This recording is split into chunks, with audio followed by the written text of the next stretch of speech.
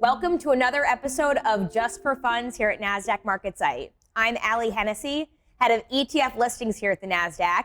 Today we are joined by Jean-Marie Mognetti, who's the co-founder and CEO at CoinShares.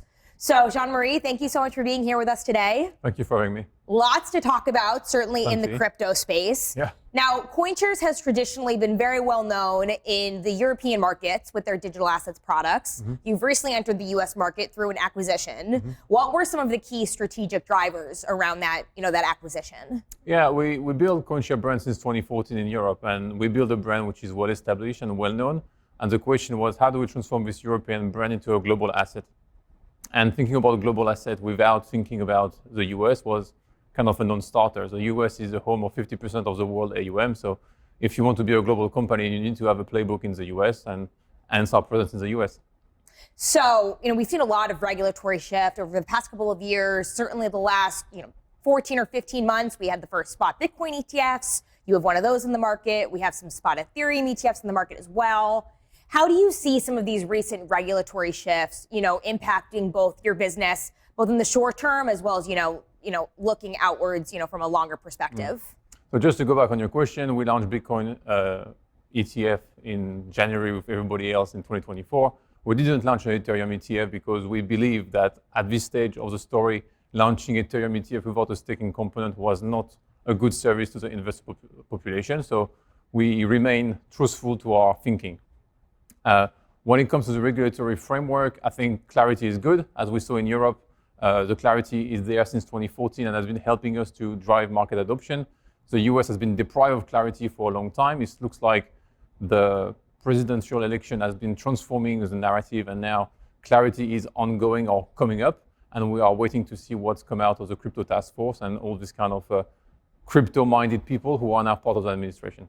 I think a lot of questions that will soon to be answered here. Mm-hmm. And so now that we have, more of a fully registered US ETF market providing exposure to digital assets, how do you see these products playing a role in multi-asset portfolios? So you already saw it a little bit happening with BlackRock starting to allocate their own ETF into their model allocation in different ETF or different portfolio. What is very interesting is what's the role of Bitcoin or the digital asset in a portfolio diversification method. And as we've seen with our own study and our own research team at CoinShares, like adding a little bit of Bitcoin goes a long way in the risk-adjusted value of your portfolio. So there is a true value add for that allows you to start building composability in the way you build your portfolio and improve your risk return or your risk-adjusted return. So all that is very positive for the way you look at your portfolio tomorrow, and you will see more and more product coming to market with Bitcoin embedded into it. And you can think about a risk premier portfolio. This kind of thing is going to happen very, very soon. So specifically, what are you hearing from some of your institutional clients? Again, now that we have a little bit more of a formalized crypto presence, in the case of US listed ETFs.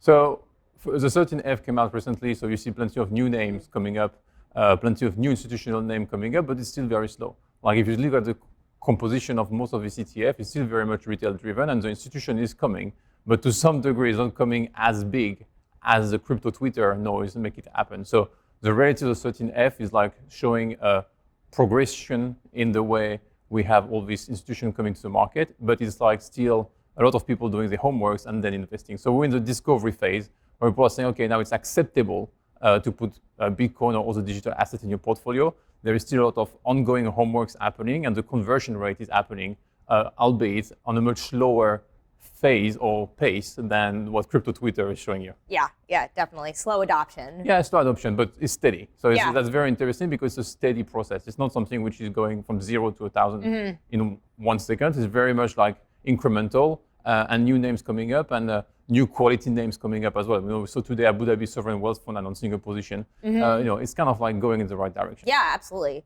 So now let's look out 3 to 5 years. What do you think is the next phase of, in the frontier of crypto ETFs? What's the product that doesn't exist now that you think the market needs, in the coming years? So traditionally, with this kind of thematic sectors, we see a lot of ETF provider going a bit too far in the niche specificity, and you end up having very, very specialized, very, very focused ETF without them being shut down. So I would say the key criteria for CoinShares is to stay simple. It's like, how do we keep offering products to the market which are simple to understand, simple to take to the market, simple to explain to the SEC and to our clients, and make sure we're working in good harmony with all that. No, it sounds great. And we're certainly excited to continue building our relationship with you here at Nasdaq. So Jean-Marie, thank you so much for being here with us in the studio. Thank you so much for watching.